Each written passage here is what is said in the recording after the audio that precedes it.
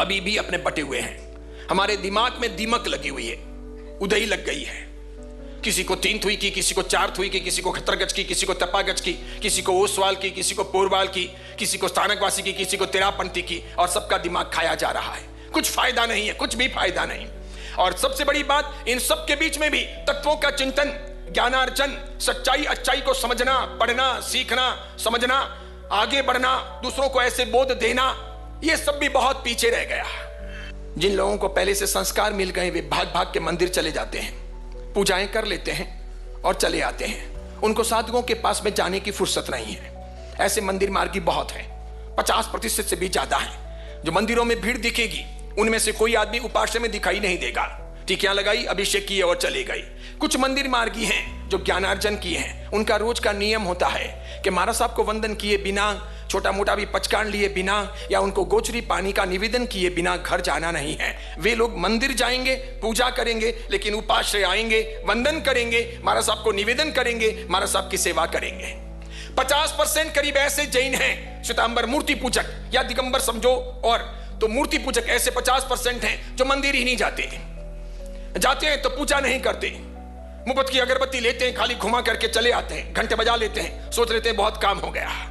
वो भैरू जी के पास भाग भाग के जाएंगे, माणिभद्र के पास, घंटागण के पास, पद्मावती के पास जाएंगे, लेकिन वे भगवान को समझते नहीं, अरिहंत प्रभु को समझते नहीं। जबकि जैन शास्त्रों ने कहा है सर्व गुणों से संपन्न होते हैं अरिहंत, सर्व दोषों से रहित होते हैं अरिहंत। अरिहंत का मतलब ही तीर्थंकर होता है, तीर्थंकर का मतलब ही अरिहंत होता है। जब हम नमो अरिहंताणम बोलते हैं तो भूतकाल में जितने तीर्थंकर हो गए उनको नमस्कार, वर्तमान में जितने तीर्थंकर हैं उनको नमस्कार, भविष्य में जितने तीर्थंकर होंगे उन सबको नमस्कार। इसका यह अर्थ होता है। अरिहंत यानी जिनेश्वर, अरिहंत यानी ईश्वर, अरिहंत यानी वीतराग, अरिहंत यानी जिनेन्द्र, अरिहंत यानी तीर्थंकर। कुछ भी नाम दो, सब उनके पर्यायवाची नाम है।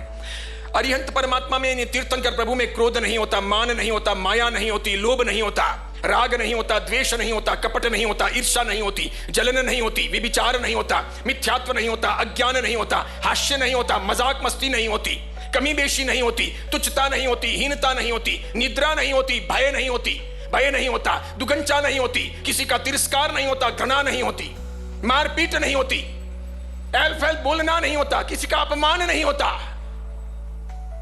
और इनमें से कोई चीज हो तो वो हमारे तीर्थंकर नहीं, वो हमारे अरिहंत नहीं, वो अरिहंत के रूप में, तीर्थंकर के रूप में मान्य नहीं। इसलिए जैन परंपरा की पूजा अलग प्रकार की है। जैन परंपरा में देवी देवताओं को भगवान नहीं कहा जाता, वे सब छद्मस्त है, वे देव योनि के हैं।